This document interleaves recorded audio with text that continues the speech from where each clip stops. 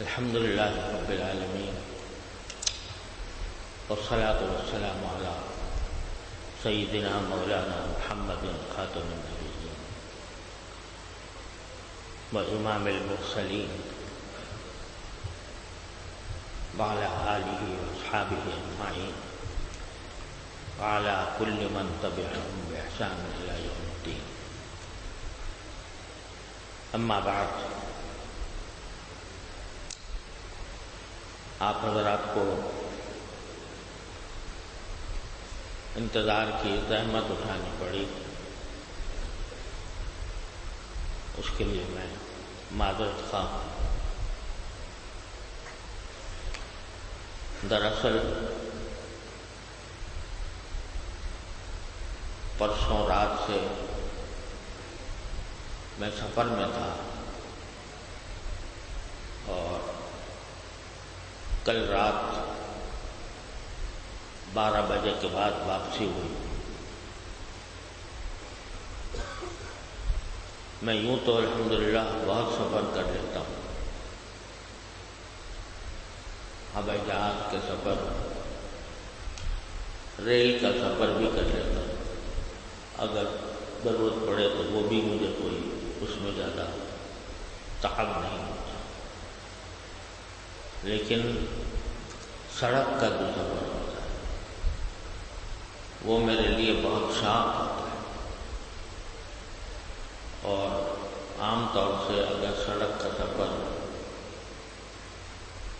1.5-2 گھنٹے کا بھی ہو جائے تو میں بالکل نڈھال ہو جاتا ہوں۔ جو حضرات محبت سے دعوت دیتے ہیں ان سے یہ عرض کرتا ہوں کہ بھائی مجھ سے سڑک کا سفر کرنا مجھے بہت مشکل لگتا ہے، لیکن لوگ شاید اس کیفیت کو محسوس نہیں کرتے جو میں محسوس کرتا ہوں، اس لیے کہ شاید سڑک کا سفر لوگوں کو زیادہ آسان لگتا ہے، مجھے مشکل لگتا ہے، تو وہ باور نہیں کر پاتے کہ یہ سڑک کے سفر سے کیوں کتراتا ہے۔ نتیجہ یہ کہ جب وہ کہتے ہیں کہ بھئی 1-1.5 گھنٹے کا معاملہ ہے بس، تو میں مجبور ہو جاتا ہوں۔ اور عام طور سے دیکھا یہ ہے کہ جب یہ کہا جاتا ہے کہ 1-1.5 گھنٹے کا سفر ہے تو 2-2.5 گھنٹے کا تو ہوتا ہی ہے کم سے کم۔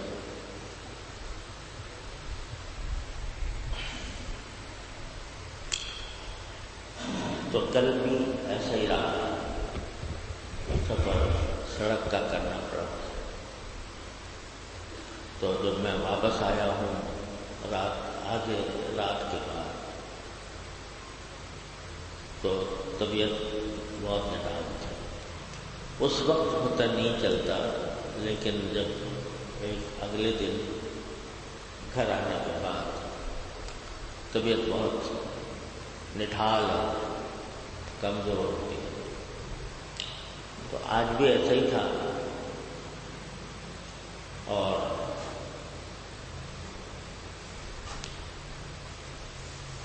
کسی طرح سے الحمدللہ درس تو پڑھا دیا تھا، لیکن دفتر میں اور زیادہ دیر لگ گئی،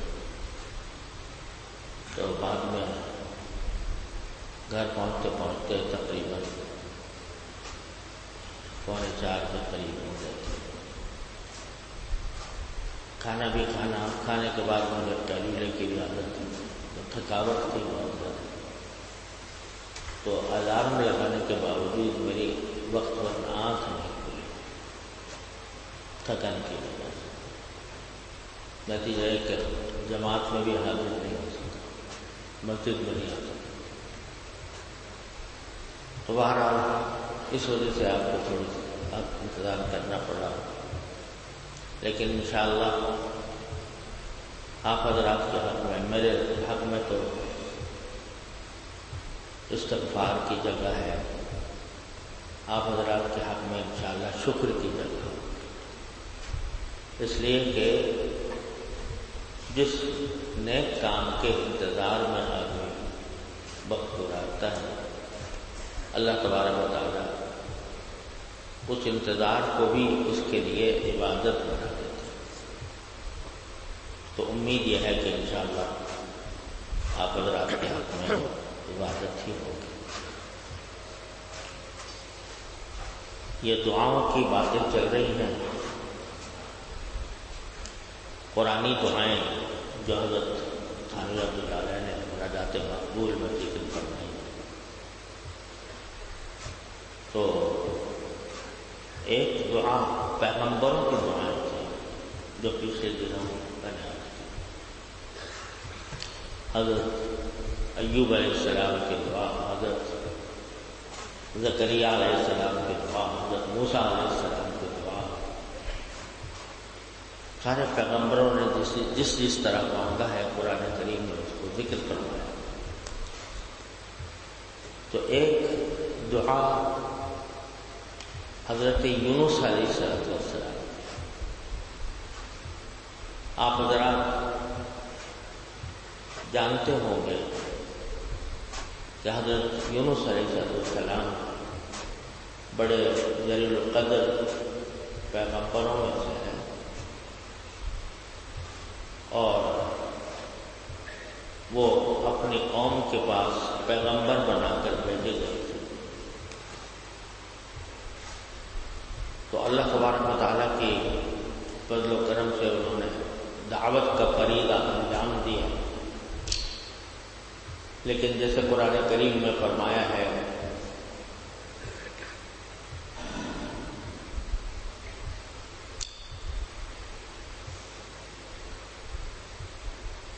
کہ ہم نے جس رسول کو بھی بھیجا دنیا میں، تو ان کی قوم نے پہلے ان کو جھٹلایا، کسی نے جادوگر کہا، کسی نے مجنون کہا، کسی نے شاعر کہا۔ تو حضرت یونس علیہ السلام کی قوم نے بھی ان کو جھٹلایا، اور جھٹلا کر حضرت موسیٰ علیہ السلام، حضرت یونس علیہ السلام کی بات نہیں مانی۔ جب حضرت یونس علیہ السلام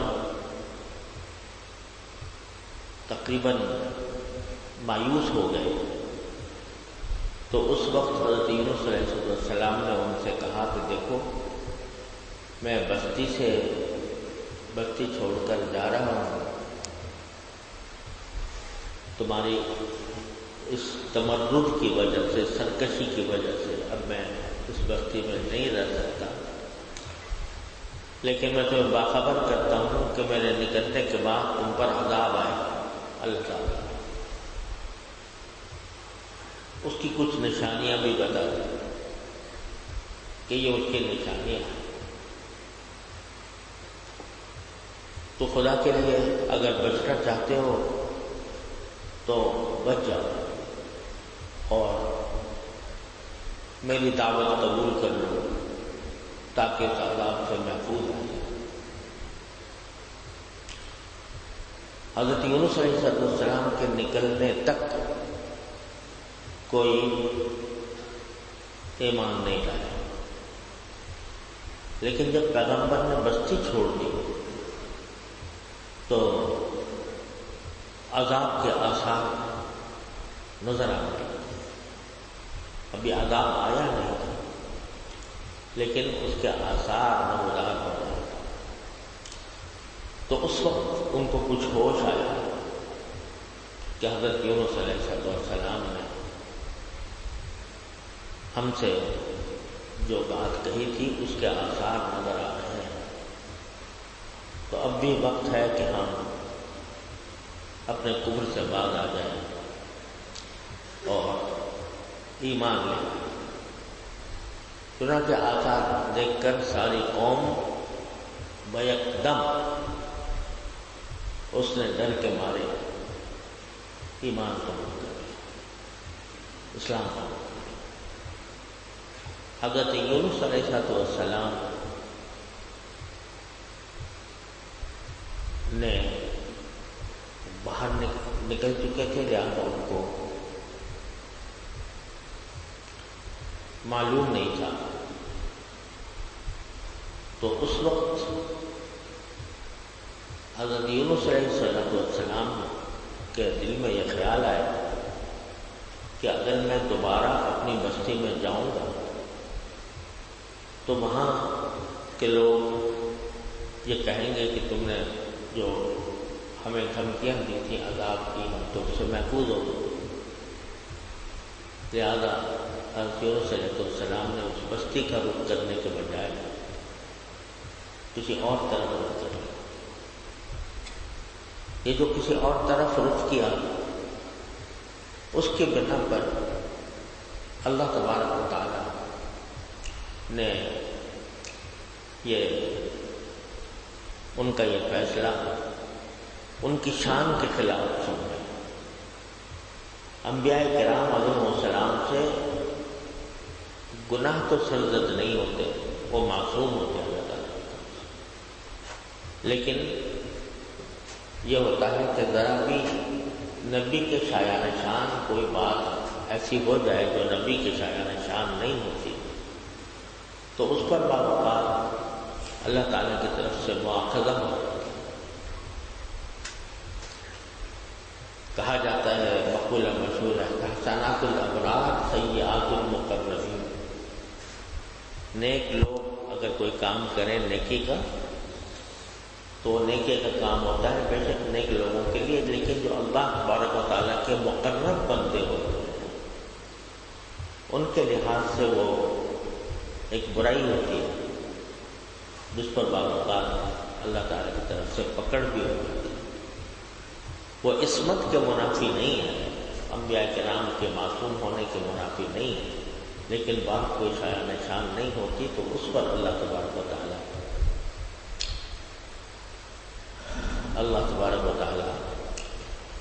کوئی گرفت فرما لیتا۔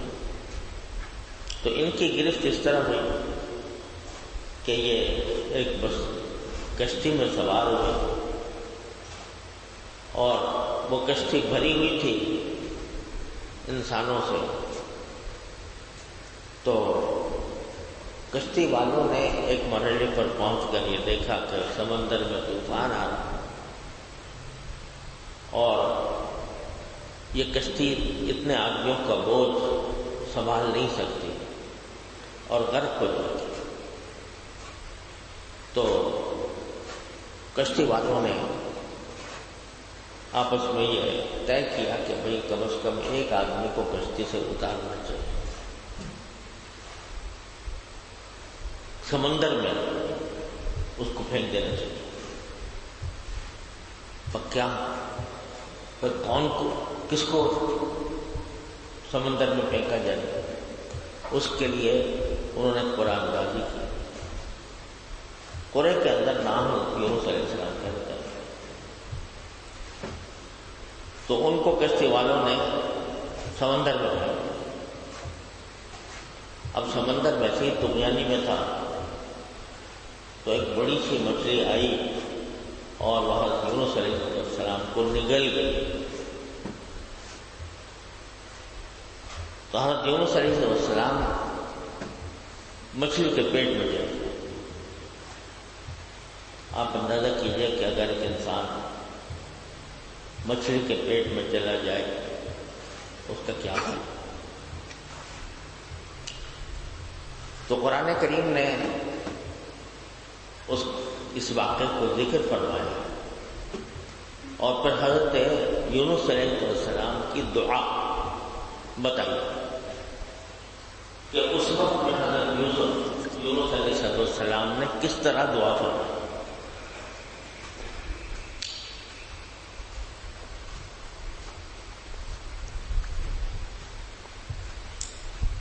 تو اس کا ذکر قرآن نے فرمایا کہ فنادا فی الظلمات،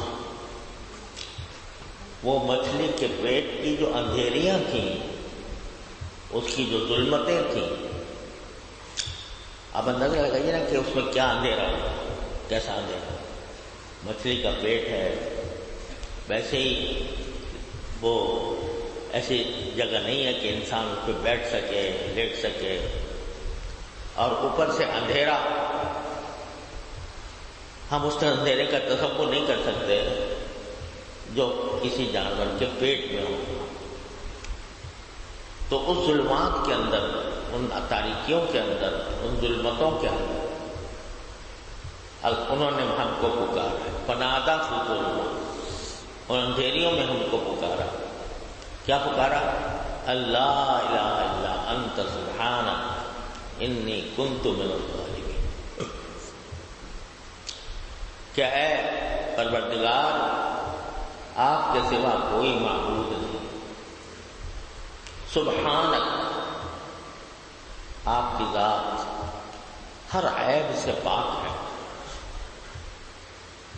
انی کنت من الظالمین، میں ہی ظلم کرنے والوں میں تھا، میں نے اپنی جان کا ظلم کیا.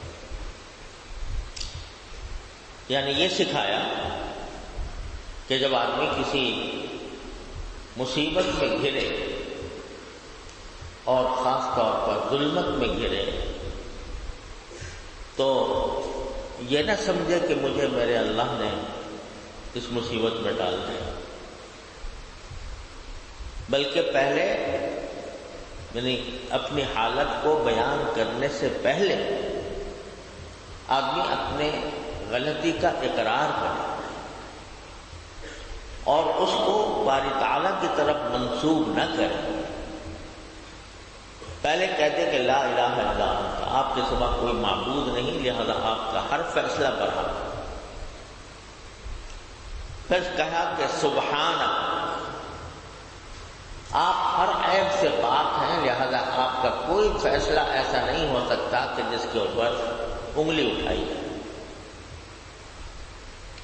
تو پہلے یہ جو نفس و شیطان بعض اوقات انسان کو بہکاتے ہیں کہ اس مصیبت میں ہی رہ گیا تھا، اس مصیبت کو برداشت کرنے کے لیے یہ زیادتی میرے ہی ساتھ ہونی تھی، میں ہی کیوں اس ظلم کا شکار ہوں، اعوذ باللہ. تو اس کا پہلے سدباب کر دیا.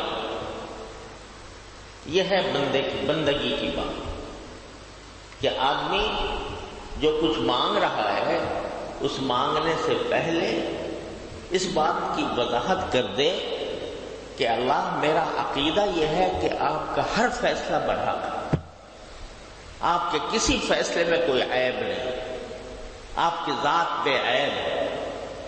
ہاں انی کنت من الظالمین، میں ہی ظلم کرنے والوں میں تھا. ظلم میرا، میں نے اپنے جان پر ظلم کیا. کوئی غلطی اگر کی ہے تو میں نے خود اپنی جان پر ظلم کیا ہے.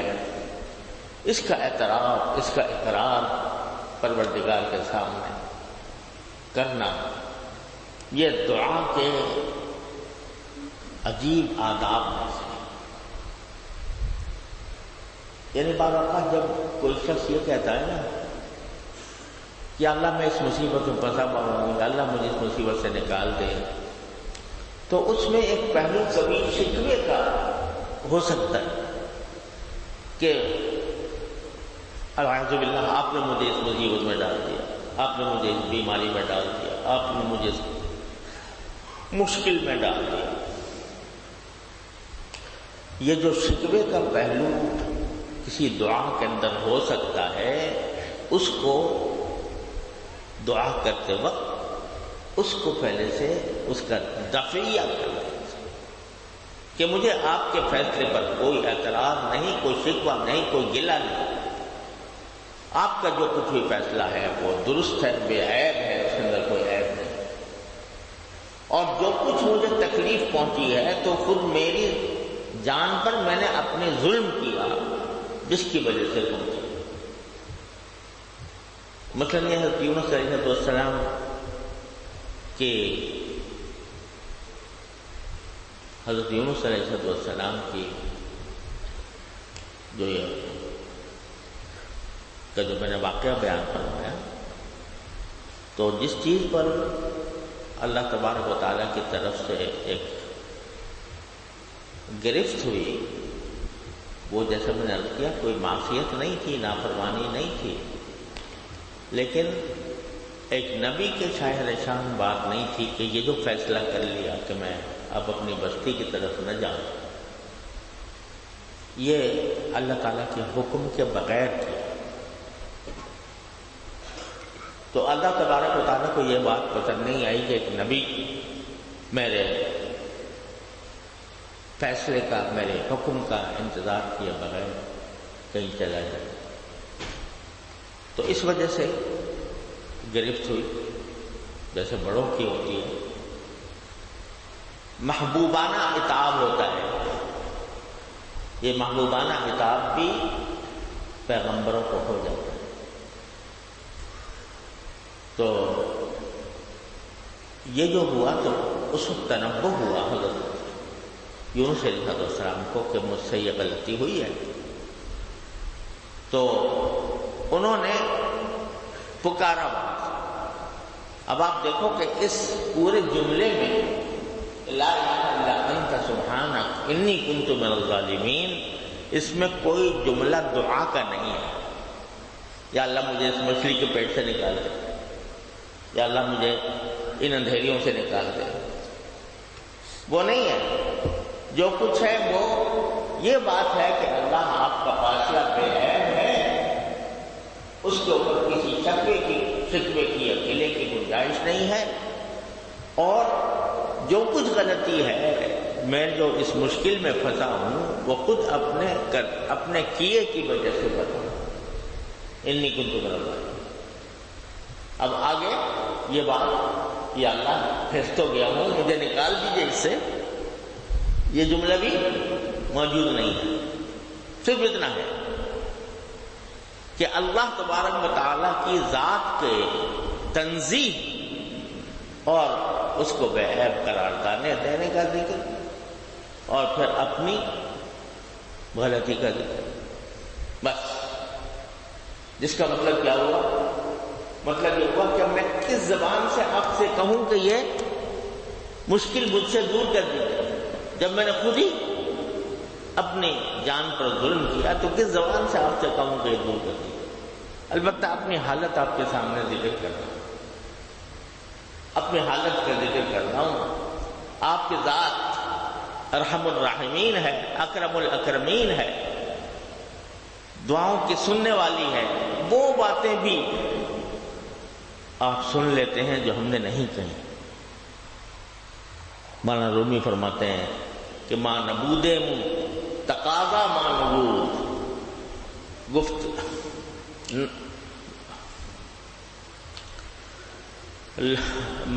ماں نبود مو تقاضا ماں نبود، رحمت او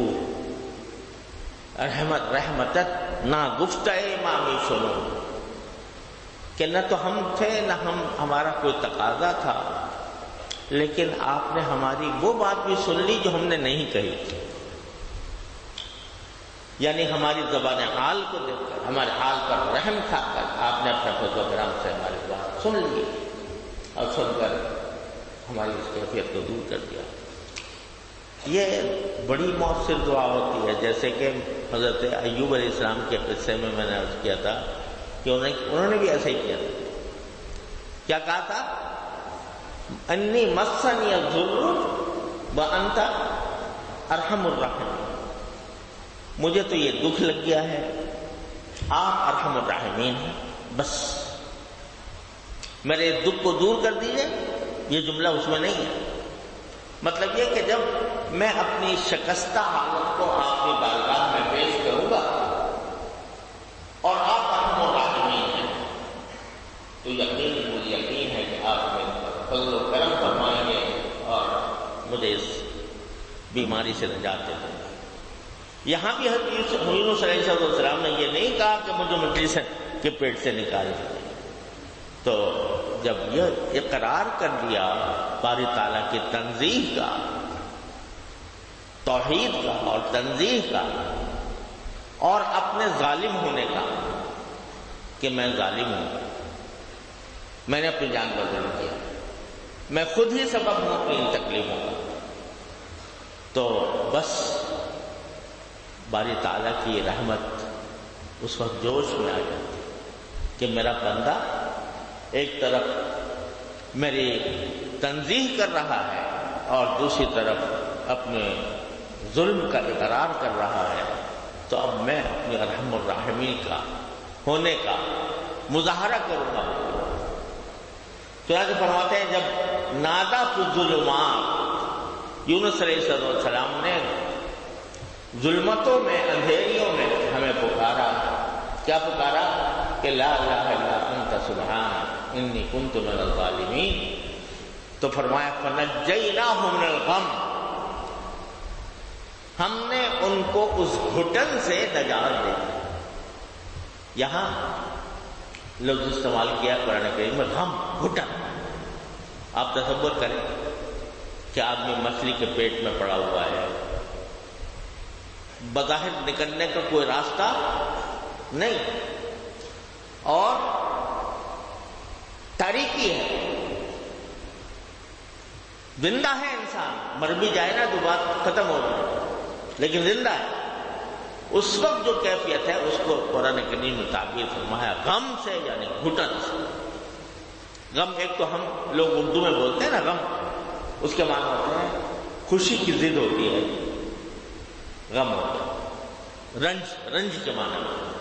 عربی میں غم جو ہے وہ کہا جاتا ہے گھٹن کو، ایسی گھٹن کہ جس میں آدمی سانس تو لے رہا ہے لیکن گھٹ گھٹ کر لے رہا ہے۔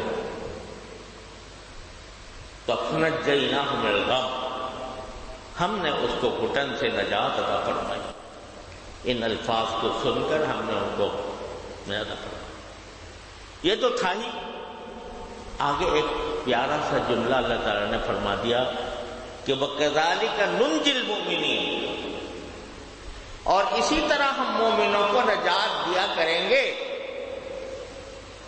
اسی طرح ہم مومنوں کو نجات دیتے ہیں یہ بھی اور دیتے رہیں گے۔ كَذَلِكَ نُنْجِي الْمُؤْمِنِينَ۔ اب یہ جملہ بڑا زبردست فرما دیا کہ دیکھو یہ جو ہم نے نجات دی یونس علیہ السلام کو، یہ صرف ان کے ساتھ مخصوص نہیں ہے۔ اے مومنو، جب تم یہ دعا مجھ سے مانگو گے، میرے سامنے یہ اقرار کرو گے کہ لا الہ الا انت سبحانک انی کنت من الظالمین، تو ہم سارے مومنوں کو بھی نجات اسی طرح دیں گے۔ تو ہمارے حضرت فرمایا کرتے تھے، اللہ تعالیٰ ان کے درجات بلند فرمائے، یہ جو فرما دیا کہ ہم سارے مومنوں کو اسی طرح نجات دیں گے، تو کیا اس کا مطلب یہ ہے کہ ہر مسلمان مچھلی کے پیٹ میں جائے گا اور مچھلی کے پیٹ میں جا کر اللہ تعالیٰ کو پکارے گا اور پھر اللہ تعالیٰ اس کو مچھلی کے پیٹ سے نکال دیں گے؟ ظاہر ہے کہ یہ تو ایک واقعہ تھا، ہو گیا۔ اب یہ مچھلی کے پیٹ میں جانا کوئی ایسا قصہ تو ہے نہیں کہ صبح شام ہوا کرے، ہر آدمی کے ساتھ پیش آئے۔ تو یہ جو فرما رہے ہیں کہ جس طرح کی گھٹن میں حضرت یونس علیہ السلام تھے، اس گھٹن کی حالت میں جب مجھے پکاریں گے میرے بندے، مومن ہو کر پکاریں گے، تو ہم ان کو ان کی گھٹن سے نجات دیں، جس گھٹن میں وہ موجود ان سے نجات دیں۔ تو ہمارے حضرت فرماتے تھے، ہمارے حضرت فرمایا کرتے تھے، اللہ تعالیٰ ان کے درجات بلند فرمائے، کہ